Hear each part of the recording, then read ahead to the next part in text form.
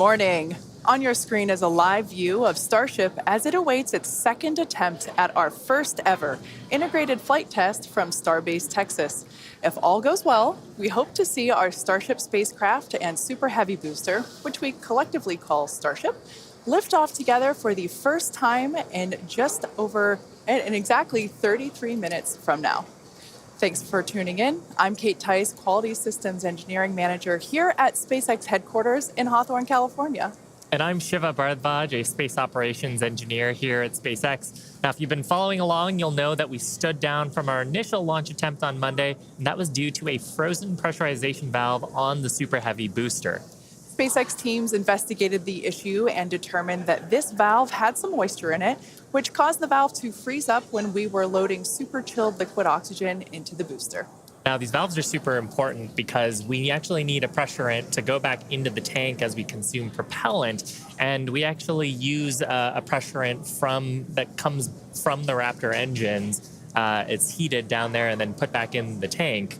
And so a frozen valve there would be a problem during the launch. Yeah, and that's important. You can think of it like drinking out of a thin plastic water bottle. If you're chugging that water, it crinkles if you don't let air back into it. So we use that hot exhaust gas from the Raptor engines to refill that consumed volume as propellant is depleted. So it was a great find by the count.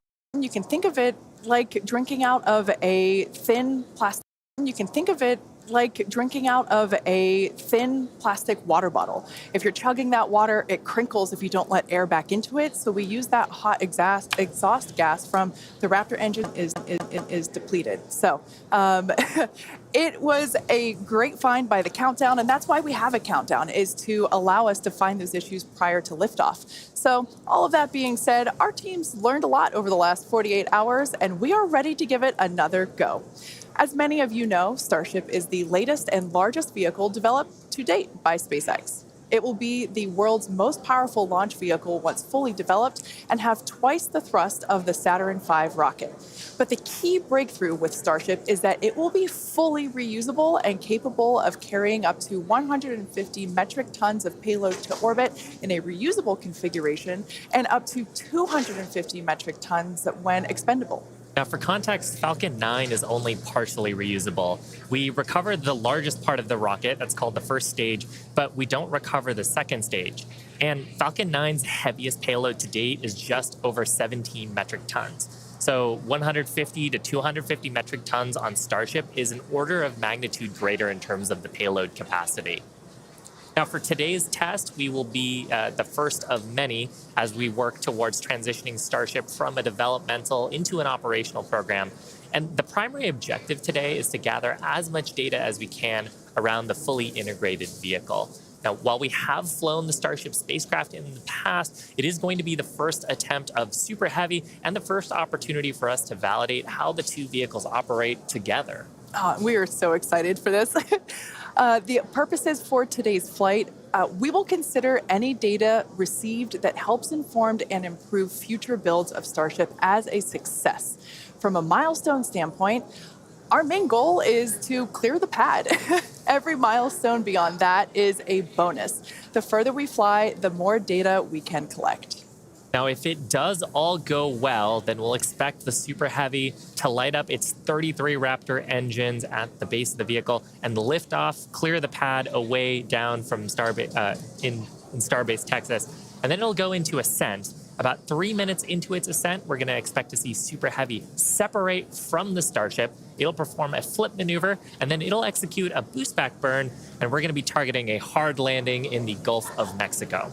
And while that's happening, we hope to see Starship's 6 second stage engines ignite and watch as Starship coasts for about an hour at altitudes ranging between 150 and 250 kilometers before re-entering Earth's atmosphere and make its own hard landing in the Pacific Ocean about 250-ish kilometers offshore. Now, we are not really expecting many camera views after separation. That is to say, if we even make it that far. But we do promise that whatever views we do have, we will bring them to you live. Yep. We have a couple of ground stations along the way, so if we are able to get good telemetry, assuming we make it that far into the ascent, then of course those will be available on the stream. And also worth mentioning today, like the whole just getting the vehicle off the pad is a complex endeavor. We are going to be trying to reduce complexity by attempting those hard water landings instead of trying a normal landing like you're used to on Falcon 9. Exactly. We are not attempting to recover these vehicles. So, yeah, hard landings in store for both.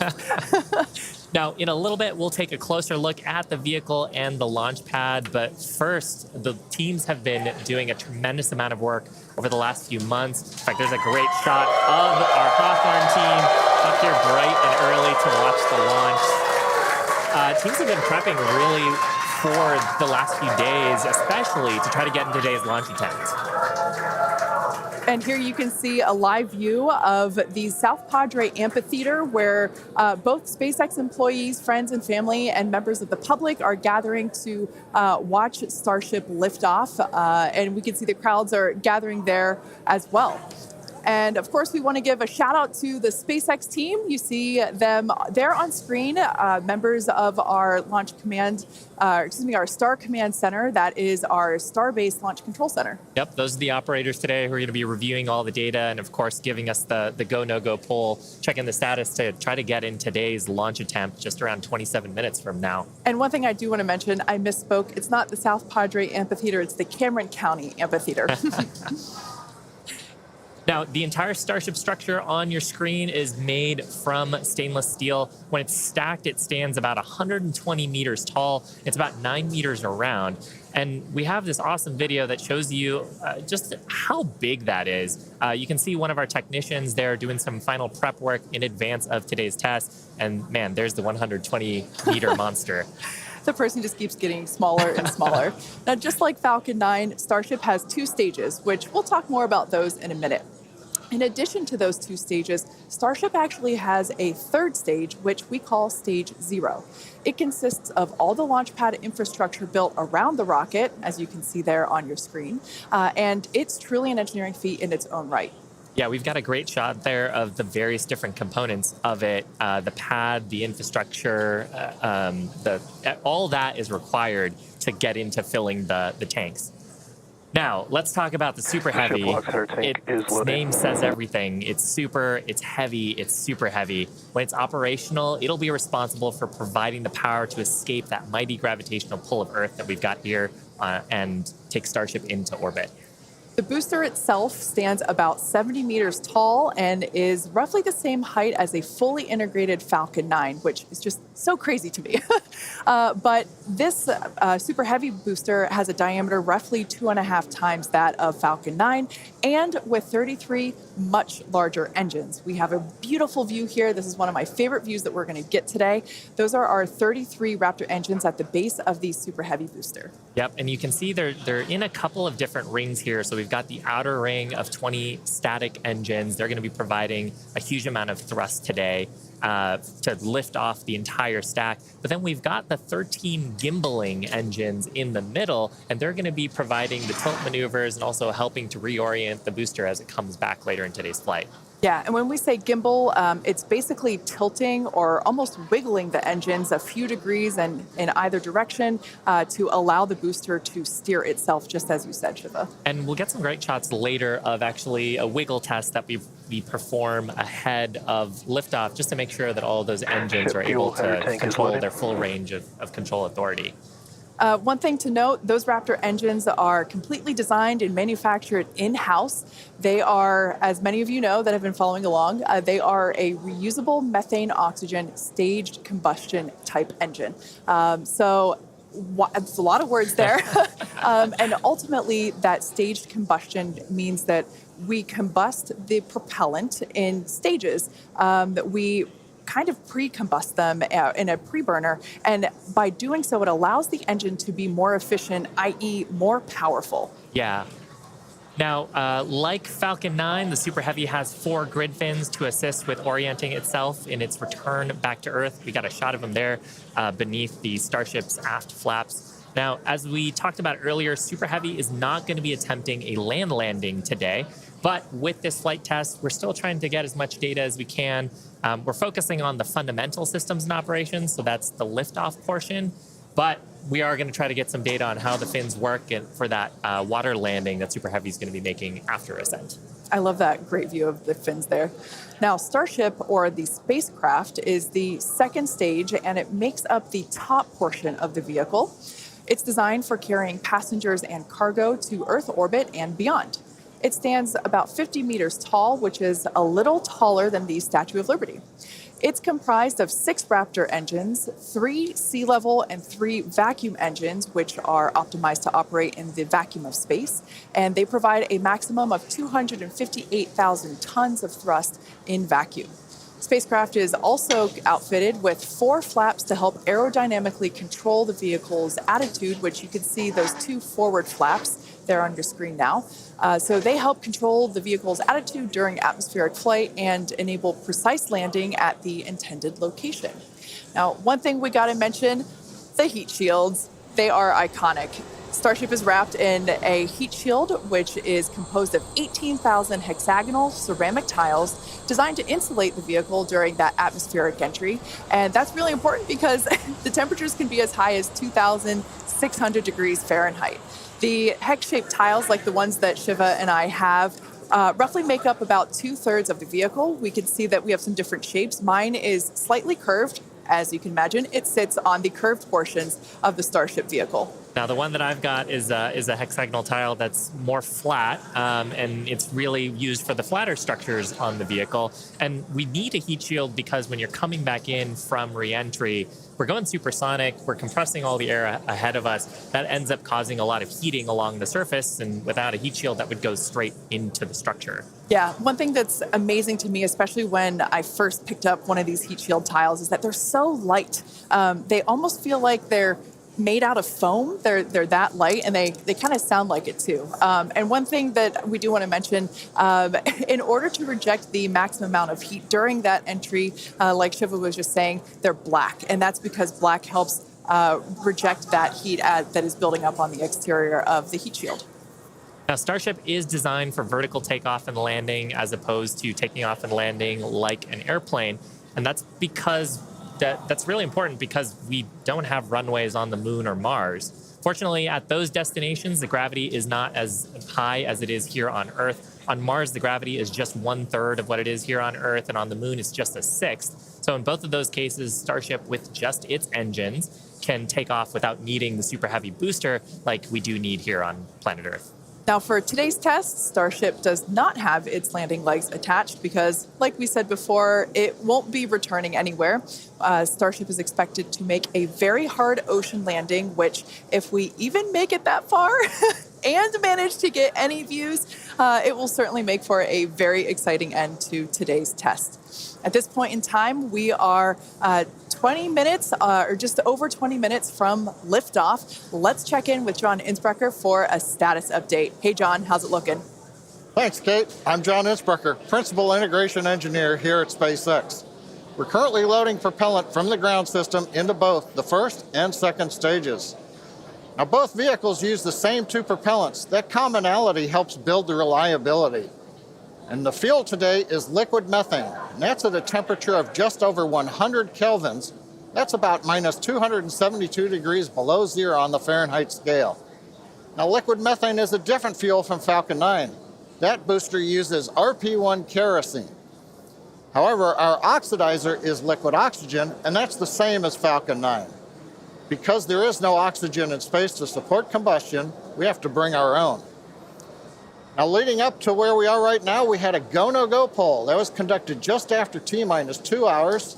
And once the team gave their goes, we started loading propellants onto the booster at T-minus 1 hour and 39 minutes. At T-minus 1 hour and 22 minutes, we began propellant loading of the ship. The second stage you can see on your screen right there. Now, propellant loading of the Starship's second stage main tanks completed at about the T-minus 27-minute mark, at which time we then began loading the 2 header tanks in the nose of the second stage. Now, at T-minus 3 minutes, when the first stage super heavy propellant loading completes, that means we'll have all the propellant on the rocket, and the vehicle will be fully loaded with over 10 million pounds of propellant. Now, right now, at T-minus 19 minutes and counting from liftoff, the weather and winds are looking good. We have been watching the ground level winds. They're at 18 miles an hour. as the morning continues, they will increase, but that is below our limits right now. We're also looking at upper altitude winds. We're waiting for one more balloon, but we believe that we're going to be go. On the launch vehicle itself, the teams, the good news, they're not working any issues right now. But if for some reason we do not make our test flight today, if we have to hold, we have a backup launch window. However, we're not sure when it would be. It could be 24 or 48 hours after today. It'll depend on how far we get into the countdown. But right now, heading for a T0 at 8:28 Central, 13:28 Universal Time. Kate, everything is looking good. Awesome news. Now, in order to make life multiplanetary, we need a fully reusable vehicle that's capable of carrying a huge amount of cargo and a lot of people to orbit and have a pretty quick turnaround. The idea is to effectively reuse launch vehicles just like airplanes. Yeah, imagine if you had to wait for a new airplane to be constructed every time you wanted to fly. You'd rarely go anywhere, and for most of us, it would be completely unaffordable. In order for us to get to Mars and back with lots of people, lots of cargo, multiple times, reusability really is a must. In advance of our first missions to Mars, Starship will execute a number of missions with both cargo and people, starting with Earth orbit and eventually expanding to the Moon and beyond. Now, in the near term and a bit closer to home, Starship will also be critical to other programs. Once fully operational, it'll deliver the full-size and upgraded version of our Starlink satellites, and that's super exciting because our next-generation satellites represent a step forward in Starlink's capabilities and will allow us to connect millions of more people around the world with high-speed internet to watch launch webcasts. Such an exciting future ahead of us, but first, let's talk a little about how we got to where we are today. Now, Starship's testing ramped up in July of 2019 with our Starhopper prototype, sort of a short version of the Starship that we see today. There's a great photo of it. It was just over 18 meters tall. It had a single Raptor engine, and we had it to test fly and perform low-level altitude maneuvers and attempt landing. The initial test flight, or hop, reached about 20 meters in altitude. That was followed by the one that you've got on your screen here. This was our 150-meter altitude hop. We went up, took a little jaunt away, about 100 meters or so away from the launch pad, used that Raptor engine to fly and actually land. And actually, this hopper is actually down at Starbase now. Yeah, I love this shot. It's just so fun to see it fly. After a series of 150-meter hop tests with earlier prototypes, the Starship program saw a major breakthrough during a test flight of the vehicle known as serial number 8, or SN8. You can see it there on your screen now. In December 2020, SN8 demonstrated a first-of-its-kind controlled aerodynamic descent and landing flip maneuver. 2 words, belly flop. The SN8 prototype rose to an altitude of 12.5 kilometers or 7.8 miles and conducted a belly flop maneuver, which you see there, during its descent. While it didn't stick the landing, the test was a major milestone in the development of Starship. In fact, we should be able to see that unfortunately failed landing. Boom. It was fun to watch, though. Rapid unscheduled disassembly, but learned a lot of data. Now, the testing continued on to prototype serial number 9. It took a 10-kilometer flight. That's about 6.2 miles up. In February of 2021, we had a nominal ascent. We executed the engine cutoffs once we got to the top of the altitude window. We did that belly flop maneuver, which is so much more fun to say than controlled descent, aerodynamic maneuver. That was all stable, but unfortunately, we had a dramatic end on this flight as well. We had a failure on one of the engines that resulted in another pretty large fireball. But what was really cool about both of those flights was how much we learned just between serial numbers 8 and 9 and how quickly we were able to achieve our primary objectives in those 2 flights. In addition to that, we got so much data that demonstrated control of the vehicle in that subsonic regime. Ultimately, we performed 9 Starship high-altitude test flights in total. And then, as you see on your screen there, in May of 2021, SN15 launched from Starbase, reached an altitude of about 10 kilometers, performed a number of maneuvers, and safely returned to the launch site. This was the first Starship prototype to fly, control its descent, safely land, and be recovered in one piece. And people were cheering like crazy I was after one of that them. test flight. Now, having achieved those successes in our suborbital campaign, one of the next big challenges is for the upper stage when it comes to reusability and surviving the hypersonic, really high heating phase of entry. Combined with the later ability to refill Starship's tank with propellants, the fuel and oxygen, while we're on orbit, that will enable us to have a fully reusable transportation system that's designed to carry both crew and cargo on long duration missions, interplanetary flights, and will help humanity get to the moon, travel to Mars, and beyond in our solar system. This is all just basically our path of progress, basically an iteration on each vehicle. And that iterative process is a core part of how we work here at SpaceX. We like to test early and often, publicly as well in our case, and that's both for hardware and software. And while it doesn't always go as expected, we learn so much from it, and it informs our next attempt. Yeah, we learn a lot from actually putting the vehicle through flight-like tests. Even the test on Monday gave us an opportunity to learn more about the vehicle into today's launch attempt, and so far things are looking really good. Now, we are continuing into our countdown. We're about T-minus 12 minutes to go. I think it's a perfect time for another check-in with John Insprecher. How's it going, John? Well, Shiva, the good news is that the nets are quiet. The teams are currently working. No significant launch vehicle issues. You can see the T clock there on your screen, T-minus 12 minutes, 10 seconds, and counting. Propellant loading is continuing on both the Super Heavy and the ship stages. You can see the graphic on the left-hand side of the screen. Most recently, we began loading liquid oxygen and liquid methane fuel into the header tanks on Starship. Those are two small tanks just underneath the nose of the second stage. Now that started at T-minus 27 minutes. That'll be wrapping up at about that will be wrapping up about T-minus 9 minutes. Now the Starship second stage main fuel and LOX tanks are loaded for flight right now. The Super Heavy first stage booster propellant loading is continuing, and that'll go till about T-minus 3 minutes. We're underway with engine chill as we get ready for T0, and we're also configuring the launch pad for liftoff. The booster hold downs have been unlatched. They'll be ready to retract at liftoff, and the second stage quick disconnect is beginning its configuration for release. The methane and liquid oxygen propellants currently going to the second stage go through that quick disconnect. That's that arm that reaches out from the tower to the base of the second stage. The SpaceX team continues to check in with the Coast Guard. Good news is we've not heard any reports of boats in the safety perimeter as the launch vehicle heads out over the Gulf of Mexico. So right now, T-minus 10 minutes, 40 seconds, and counting. Everything continues to go well for an on-time launch. Now, today's test flight is taking place out of our Starbase facility in South Texas, and that test site has gone through a huge amount of development over the last couple of years.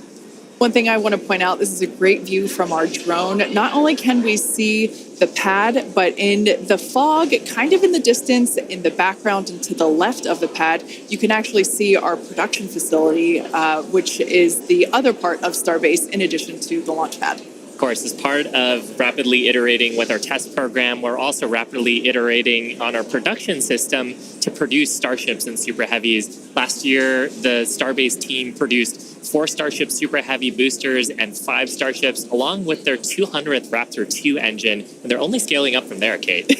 Yeah, it's incredible to think that for 2023, production has 5 boosters and 8 Starships going. So it's incredible. And it's important to have that system fill in basically the manufacturing line so that we have product ready to go as soon as we're done with this test.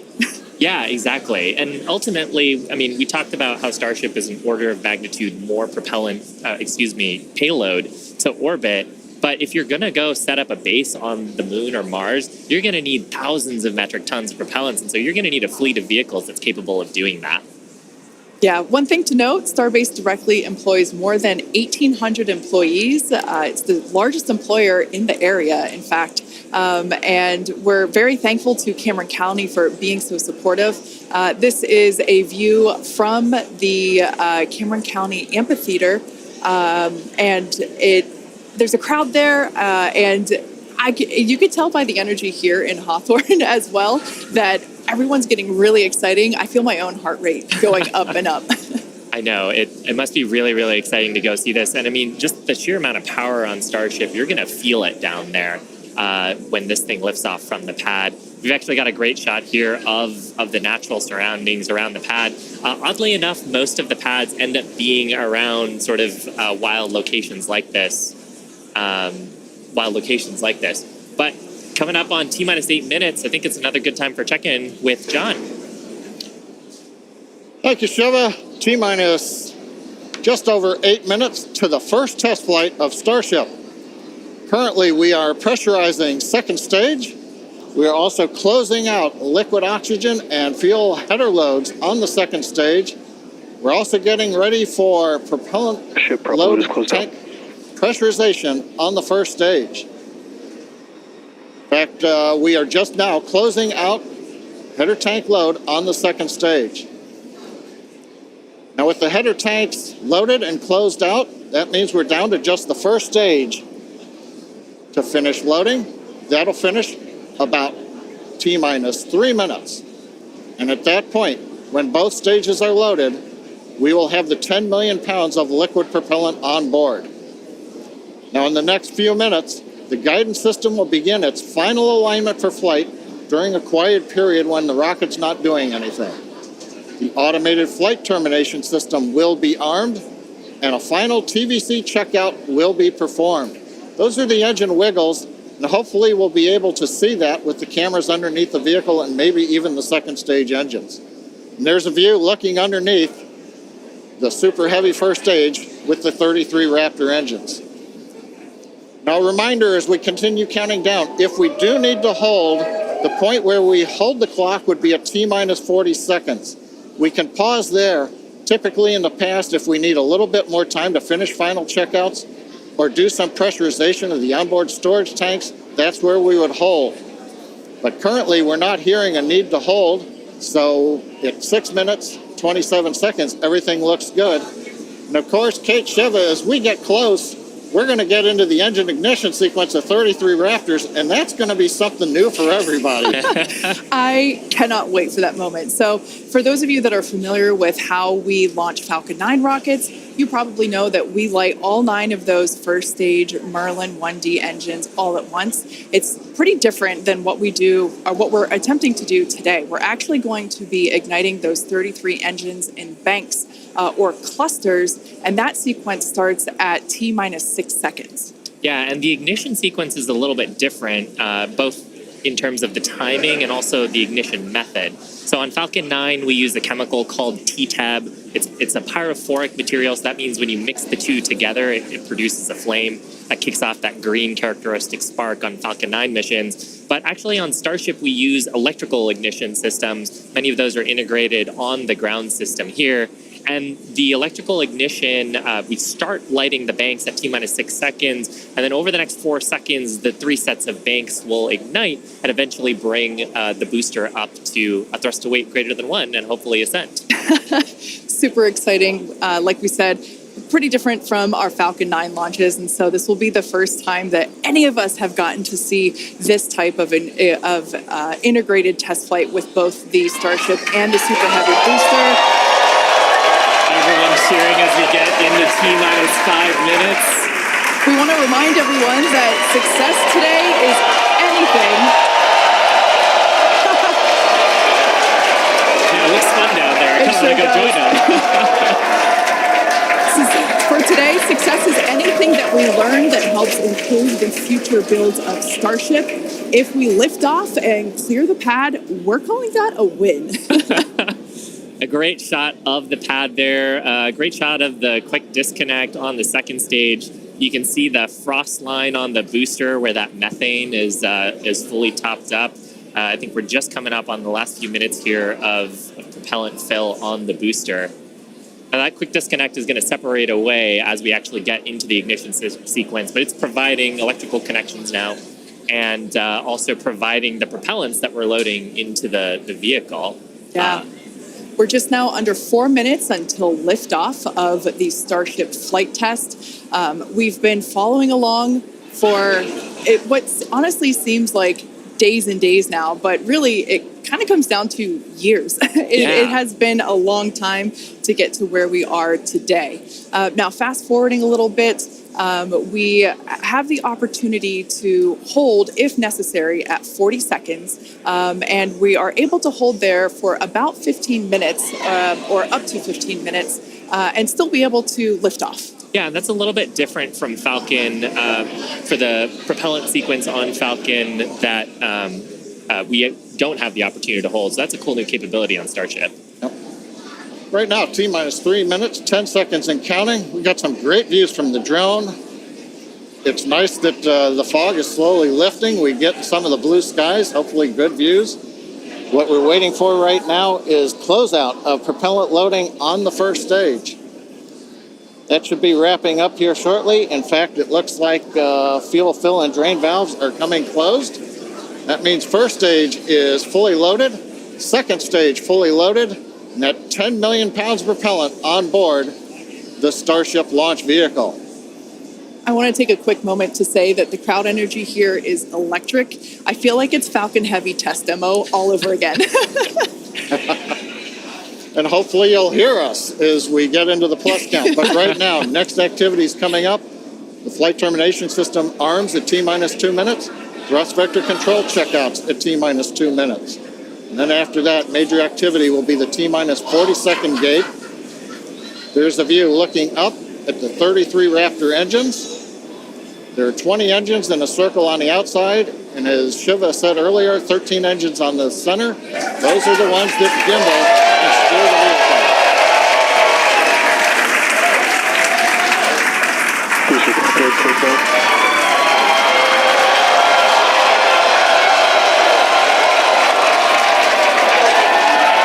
I don't think I've ever seen someone so excited for TVC wiggles.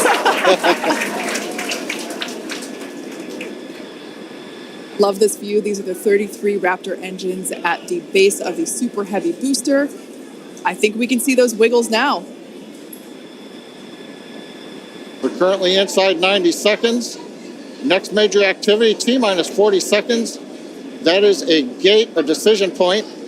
We're waiting. Possibility the propulsion team may need a few minutes. Flight termination system is armed for flight.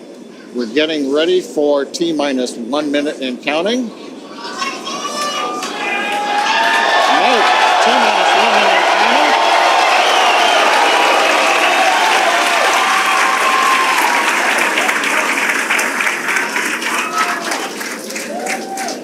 counting. Next, we'll see as we get past T-minus 40 seconds for final checks of the vehicle.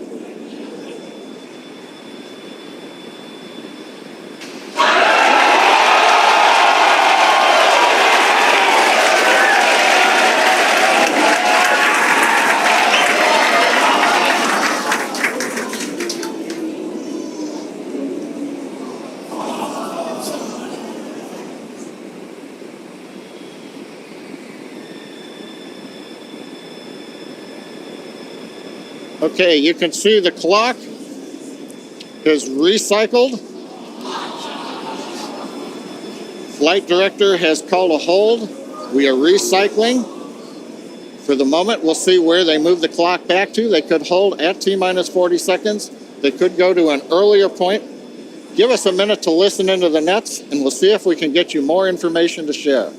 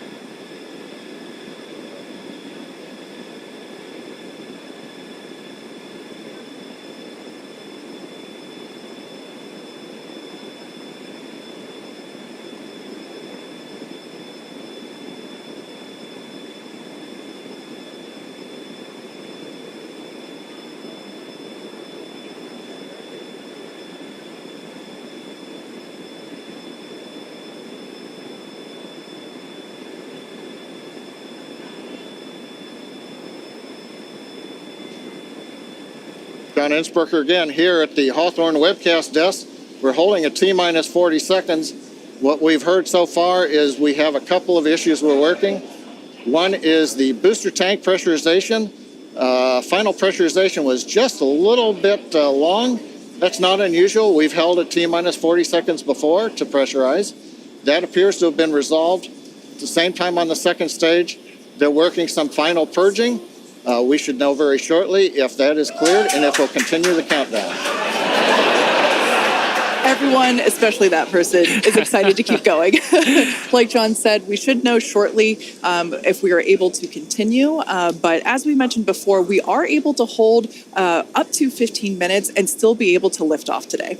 Yeah, on Falcon 9, it's a little bit different. Once we start propellant loading, we pretty much have to go at the targeted time. Otherwise, the propellants can warm up and we may not have the performance for that particular mission profile. It's a little bit different on Starship. Folks, if I can interrupt, yeah, it looks like they're clearing all the flags and we're going to release at T-minus 40 seconds. That is amazing news. Amazing. Team working quickly through their issues on first and second stages. And I'm sure all of the rehearsals and simulations that they've been doing have prepared them to evaluate this data quickly to try to get us in for today's launch attempt.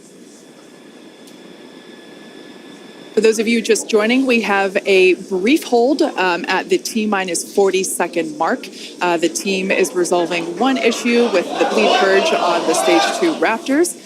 Like John just said, the teams are quickly working that, and it looks like the flags are being cleared as we speak. So we should be able to resume the launch countdown any moment now.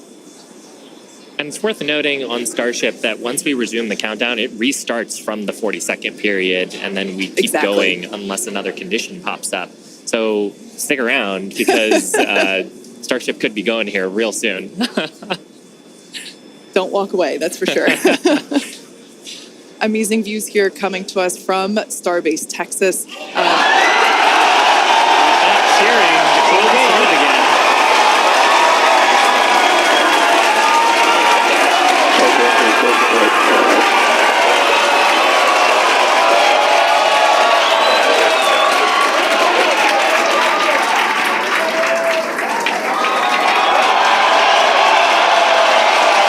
T-minus 15 seconds. 10, 9, 8, 7, 6, 5, 3,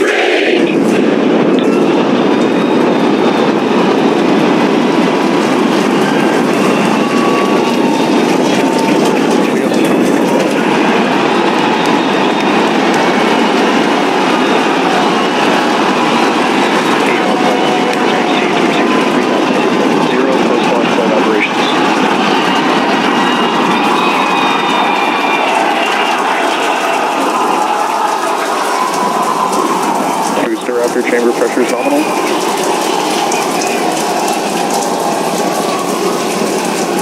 T-plus 33 seconds into the test flight of the inaugural Starship vehicle. Tower cleared, we're into pitch over. Propulsion reports first stage engines nominal. What a sight from the ground cameras at Starbase. We're flying at twice the thrust of the Saturn V heading to space. Acquisition of signal, surface proceed. We're throttled down and throttled back up. Going through the period of maximum aerodynamic pressure.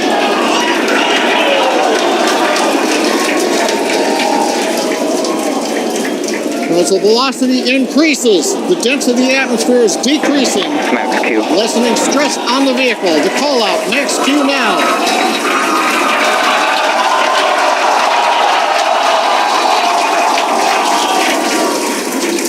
Continuing to watch the first stage as we head downrange.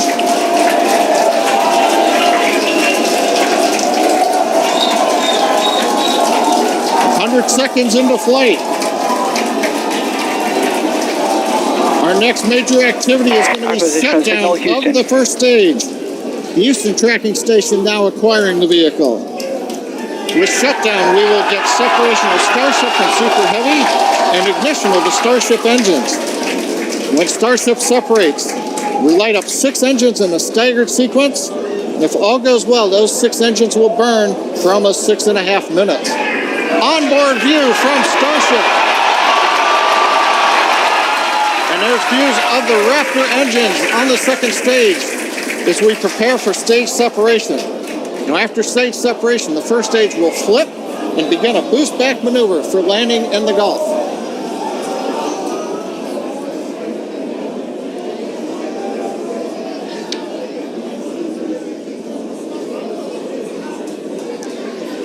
Continuing to fly, 2 minutes 40 seconds. Let's get ready for main engine cutoff.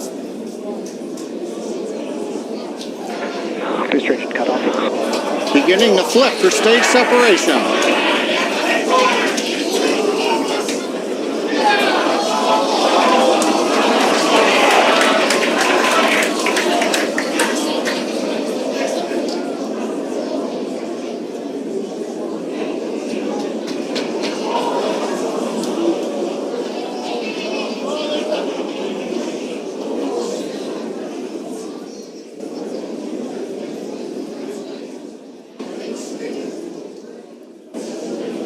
As of right now, we are awaiting stage separation, where Starship should separate from the Super Heavy booster. Yeah, Kate, right now it looks like we saw the start of the flip, but obviously we're seeing from the ground cameras the entire Starship stack continuing to rotate. We should have had separation by now. Obviously, this is does not appear to be a nominal situation. Yeah, it does appear to be spinning, but I do want to remind everyone that everything after clearing the tower was icing on the cake.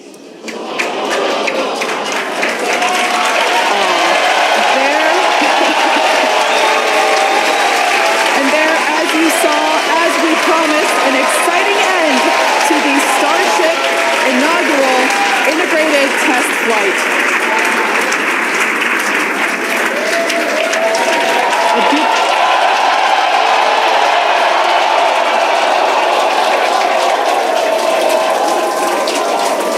Everyone here absolutely pumped to clear the pad and make it this far into the test flight, the first integrated flight of the booster and the Starship vehicle. Live view there of our control center at Starbase, which we refer to as Star Command. As we said before, obviously we wanted to make it all the way through, but to get this far, honestly, is amazing. Well, if you're just joining us, Starship just experienced what we call a rapid unscheduled disassembly, or a RUD, during ascent. But now this was a development test. This is the first test flight of Starship, and the goal was to gather the data, and as we said, clear the pad and get ready to go again. So you never know exactly what's going to happen, but as we promised, excitement is guaranteed. And Starship gave us a rather spectacular end to what was truly an incredible test thus far. As we mentioned at the start of today's program, any and all the data that we collected during the test is going to help us with further development of Starship, and it's going to improve the vehicle's reliability as SpaceX seeks to make life multiplanetary. It's really worth noting that the flight path was designed to be over water and all the air and sea space. Along with that flight path and those surrounding areas were cleared in advance of the test. And of course, we're going to be coordinating with local authorities for the recovery operations. But honestly, what an exciting morning. Oh my gosh. We had a successful liftoff from Starbase, Texas at 8:28 a.m. Central Time. We cleared the tower, which honestly was our only hope. We cleared the tower, and all the data that we collected all the way through all those Raptor, those 33, although I think we saw that 3 Raptor engines were out. But we got all that data, and we got so far as to hoping to see the Starship, the second stage, separate from the first stage, the Super Heavy booster. And unfortunately, we didn't make that happen, but that's okay. It was the first integrated launch, and honestly, today was amazing. It's an absolutely incredible day. We made it through a number of those initial test objectives with getting booster ascent, getting all the way through the countdown, working some issues at the end. Like, totally really fantastic day. Got through the gate at T-minus 40 seconds on the second try. everything released, the hold downs, the quick disconnect arms, everything moves out of the way. And then we got the vehicle off of the pad through max Q all the way up to stage separation, even starting into the prep for stage sep. And then, as we say, a lot of excitement. Yep. Honestly, my face has had a smile on it since liftoff, and now my face hurts. Now, since we don't have any insights on the cause of our rapid unscheduled disassembly at this point, we're going to end our webcast here. Teams will continue to review the data and work toward our next flight test. But before we go, a big congrats to the entire SpaceX team on an exciting first integrated flight test of Starship. And of course, a shout out to our viewers. We appreciate you joining us. And as always, we thank you for your interest in Starship, SpaceX, and your ongoing support. Till next time.